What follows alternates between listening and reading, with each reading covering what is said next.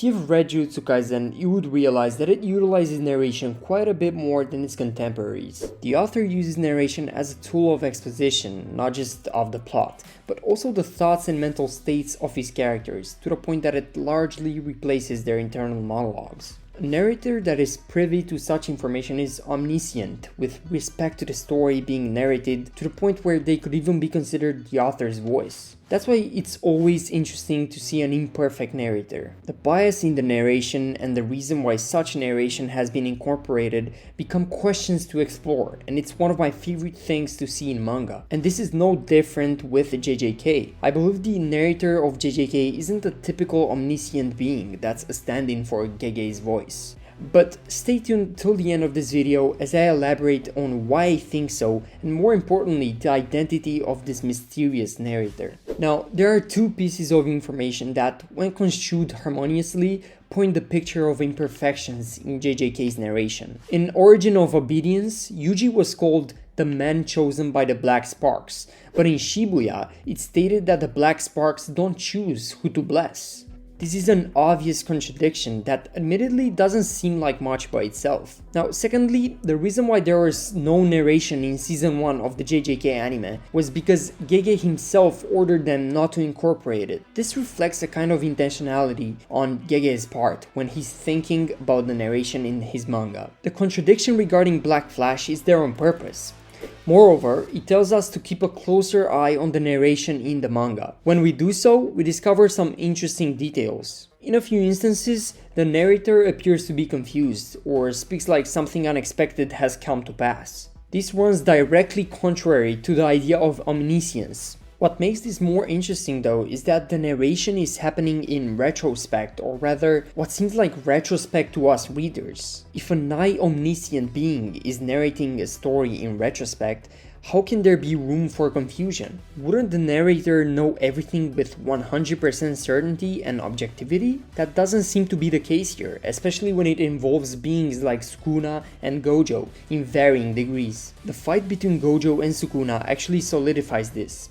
Since narration was used extensively in that fight, it gets easier to discern just how much the narrator herself actually understands Sukuna. Because most of what was narrated was a commentary on the fight, and the occasional he's nervous or his intensity ramps up and stuff like that. Significantly, the final attack of Sukuna's that decisively won the fight for him was explained by Sukuna himself. This ties into a common theme with Sukuna, where his enigmatic nature outweighs anyone's understanding of him. A real-life deity who is also feared as a calamity in certain regions of Japan. Ryomen Sukuna is inserted into the story by Gege as an anomalistic entity that is beyond the comprehension of everybody. Sukuna himself explaining the attack introduces the idea that he's beyond the reach of even the narrator. Of course, she knows him well enough to understand his agitation, but looking at his facial expressions in that chapter, who wouldn't get that? The point I'm trying to make is also substantiated by this page earlier in the fight, where Gojo is trying to figure out why Sukuna isn't using 10 shadows, and there's a very eye-catching narration box coinciding with Gojo's thoughts. And I was standing there like, why are you confused? If Sukuna's strategies aren't privy to the narrator,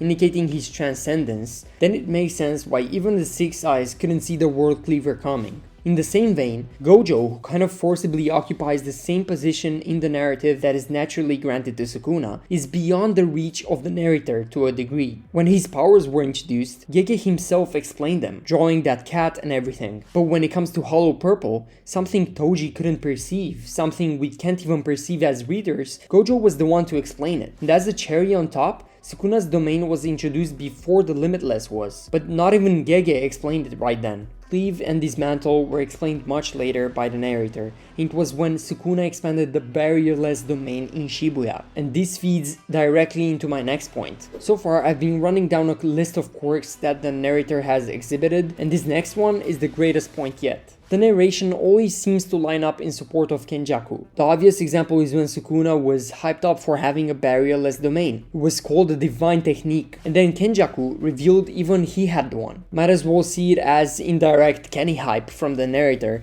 but this takes place on a subtler level too. When the statement about Yuji being chosen by the Black Sparks was made, it strengthened Yuji's role in the story, because the protagonist inherently has chosen one qualities in a meta sense. But then, fast forward to Shibuya, Mahito had clearly established himself to be the same as Yuji, and the opposite of Kenny in terms of how their techniques operate, and how it shapes their own world. With this implicit conflict between Kenny and Mahito as the backdrop, the second statement about the Black Sparks is made. They do not choose who to bless. Yuji isn't blessed, he's not chosen, and consequently Mahito isn't blessed. Mahito isn't the chosen one either, like the disaster curses were propping him up to be. They're all just pieces on the board game Kenjaku is playing. This also coincides with Kenjaku going from expecting much to Yuji to saying his role is over and he doesn't really care about Yuji now. At the end of the day, Kenjaku's agenda is served, and the contradiction in the narration serves it. Now, the question becomes, what am I trying to get at exactly? Well, I believe the narrator to be the merger. Now, why do I think the cursed spirit born from the merger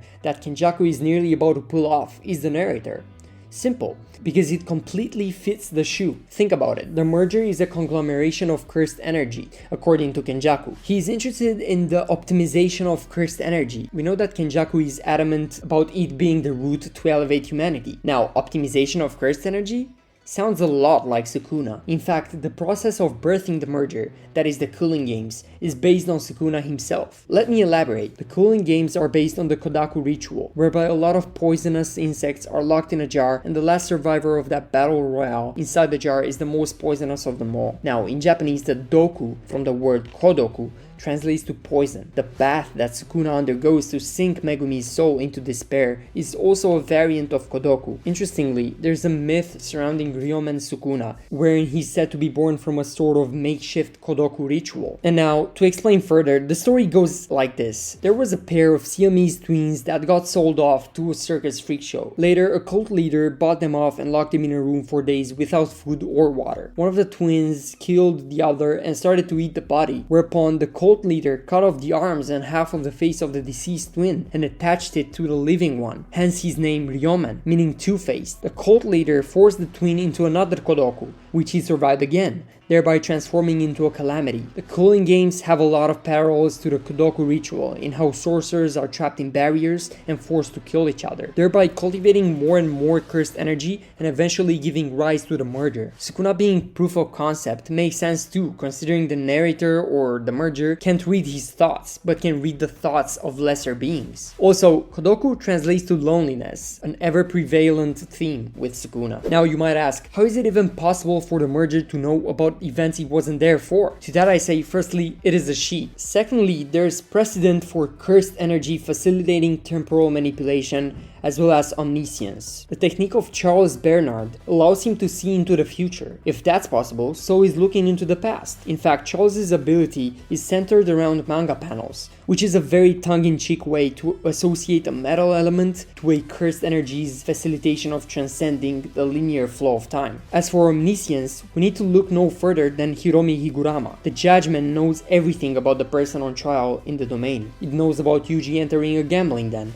It knows about Yuji not being responsible for the mass murder in Shibuya. Its knowledge extends far beyond what Higurama himself knows. And that's effectively omniscient. There's also Mahito, can instantly grasp a person's emotional state based on how their soul reacts to anything. He could tell Nanami was lying about not being bothered by killing transfigured humans. He could tell something was off about Kenny's excuse in Shibuya. The reason this is relevant is the merger is the same as Mahito, in that she'd be a curse born of humanity. No reason she wouldn't be able to glean the emotional state and even specific thoughts of a character if she so wishes. Lastly, the merger hyping up Kenjaku indirectly through narration would be awesome too. Kenny would would essentially be the murderer's parent. Kenny himself is a severe bastardization of everything associated with parental love, which is a direct parallel to Yuji and also Choso's domain being a literal womb. So the murderer showing him love this way would be very ironic. And it is also a fitting connection, considering Kenny has tangibly shaped the manga, something that the murderer would physically constitute, metatextually speaking. The murderer showing her dad love would be a really cute prospect as well if you really think about it.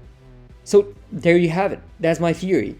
Honestly, this theory could come out as being totally wrong, but who cares? JJK gave us these breadcrumbs purposely, so it is fair to say that I'm pretty confident about it, but who knows. If you enjoyed this video, make sure you leave a like and subscribe for more future videos like this. Thank you again, and see you next time.